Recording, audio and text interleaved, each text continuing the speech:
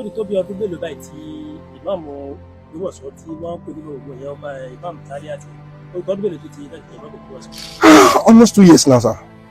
ṣé nígbà tí wọ́n wá jẹ ìmáàmù yẹn tí wọ́n fún wọn ní dáwọ́ wọn láwà ní kò sẹ́ni kankan tó sọ̀rọ̀ ńgbà yẹn àdúrà o. Kọ́ tó fi jẹ ráwà nínú tí ń challenge ẹ̀ tí èpò rẹ̀ ń bẹ ta lè fi hàn yín torí nígbà tán fi lọ rí mú bá bàbá kábíyèsí wọ́n mú lọ sọ́dọ̀ bàbá kábíyèsí 21 days lẹ́yìn ìgbà tán mú wá sọ́dọ̀ bàbá kábíyèsí tán fi jẹ́ ni bàbá jáde láyé.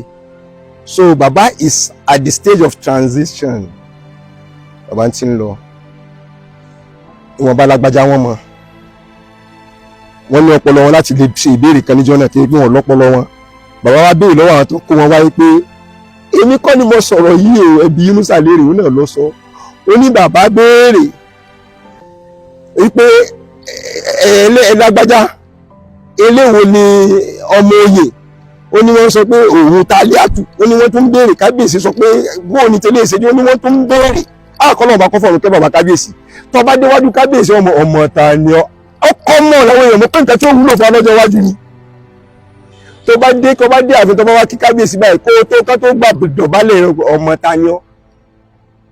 ṣé látìgbà tí ọ̀rọ̀ ti ṣẹlẹ̀ pé ọmọdé ayélujára ló ní ọmọdé ayélujára ní ìjẹ́ ìmáàmù Taliat ìjẹ́ ti jáde síta pé ẹni báyìí bàbá mi ẹni báyìí táwọn náà dẹ̀ wá dìbẹ̀ ní àti ìjà àríyàn.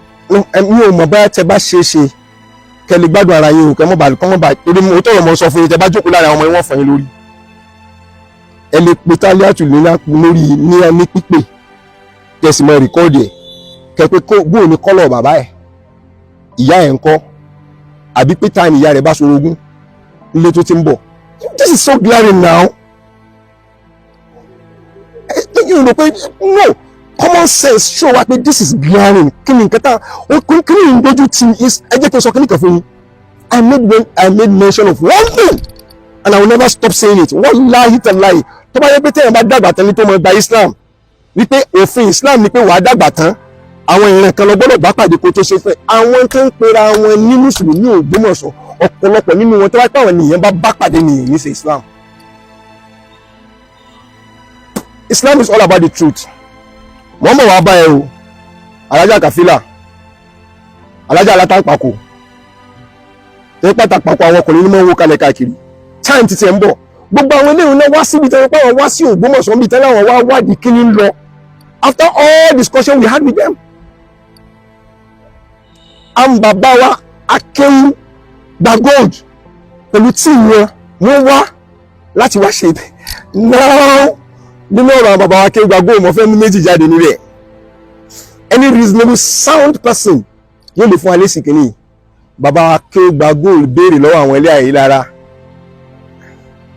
ọ̀kan nínú àwọn ọmọ ilé ayé lára wọ́n ní bàbá wa akéwù gba gold sẹ́yìn lè gbà pé gbógun lẹ́yìn gbogbo wàhálà tẹ́ bá ṣe kó di tọmọ lọ ọ̀rọ̀ ní subhanallah rárá o àwọn ò lè gbà ohun tẹ́ bá lè gbà ẹ mọ̀ tàrí wá síbòmí. Akeugba Gold is alive. You came all the way from Ibadan. You slept in Ògbómọ̀ṣọ́ for this interview and I thank God wípé tọ́wọ́ ní kójú àná kọ́ rọ̀ torí afẹ́fẹ́ àná ká aṣọ ara Yunusa lọ ni òjò ẹ̀sẹ̀ wá rọ̀ bá ó wá da gbogbo ẹ̀yìn lọ torí àǹtí wọ́n òjò l'Ógbómọ̀ṣọ́ ọjọ́ rẹ̀ ti pẹ́ kó tó di pé ń tọ́ṣẹlẹ̀ lónìí kóòtù wa padà wá ṣẹlẹ̀ ní kóòtù. ìbá mi àwọn bàbá Akeugba Gold ẹlẹ́ẹ̀kejì nínú rẹ̀ wọ́n wá sọ wípé tí àwọn bá bẹ̀yìn nítorí tó lè mọ́jọ mẹ́rin táwọn bá bẹ̀yìn láti pé káwọn kẹ́ adopt ẹ̀ look at the word adoption.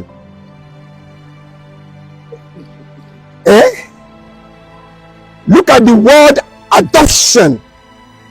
Mo fẹ́ káwọn olórí burúkú tó ń tẹ̀lé káàkiri nǹkan tó lọ rí gbé dictionary wá àwọn ọmọ ìlú ti yà wèrè o. Wọ́n ní ká adopt ọ̀gá yìí.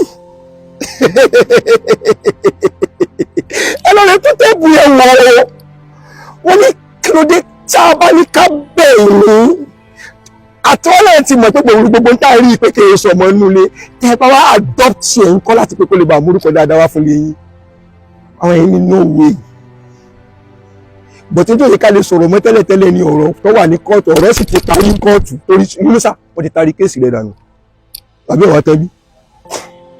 Ó ní wọ̀ lódò wọ́n ti tarí kéèsì rẹ̀ dànù. It has been struck out. wọ́n kàn jójú ẹ̀ sá ọlọ́wọ́ àkókò ìgbìmọ̀ ṣẹ̀gbọ́n mọ́ra dáradára lọ wọ́n ń dúró lórí irọ́ wọ́n ti ìwà in the court now. kéèsì míì tún wá ó tún pe kéèsì míì tó tún dìde if I'm not mistaken sir moderator kí ni ọba gbàgbé kéèsì yẹn ni kéèsì tó jẹ́ pé continuation wípé àwọn ìdílé kan gbọ́dọ̀ máa jẹ ìmáàmù ká mọ̀ máa jẹ mọ́ ká tún rẹ̀ sórí ayé àwọn sì ti sọ nígbà náà lọ́wọ́ wípé wọn ò ṣe báyẹn mọ́ wípé nǹkan tó kù tí wọ́n fẹ́ ṣe ní ìsìn òun ni wípé ó withdraw kéèsì yẹn kúrò ní court nígbà náà ó wá ń sọ̀rọ̀ lórí wípé n tó kù ní ìsìn ni pé kán yọ autonomy kábíyèsí kán yọ autonomy ààfin kúrò wípé kí wọ́n má máa fi ìmáàmù jẹ kí wọ́n dá padà sọ́dọ̀ àwọn ummas wípé àwọn mùsùlùmí ni wọ́n máa ṣe so by so doing lọ́ba ní òkè tó bá gbé àwọn mùsùlùmí ni wọ́n bá máa ṣe àti pé mùsùlùmí ni wọ́n máa ṣe ni o àbí mùsùlùmí kọ́ ni wọ́n máa ṣe ẹ jẹ́ ká sọ di